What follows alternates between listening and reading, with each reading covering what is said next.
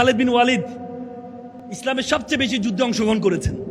তিনি যখন মৃত্যুর শয্যায় বিছানায় মারা যাচ্ছেন, তখন তার প্রিয়তম স্ত্রী বলে, স্ত্রী দেখো তো পুরো শরীরের মধ্যে কোথাও কোথাও তলোয়ারে আঘাত পড়ে নাই, কোথাও চিহ্ন আছে কিনা দেখো তো, কোনো খালি জায়গা আছে কিনা।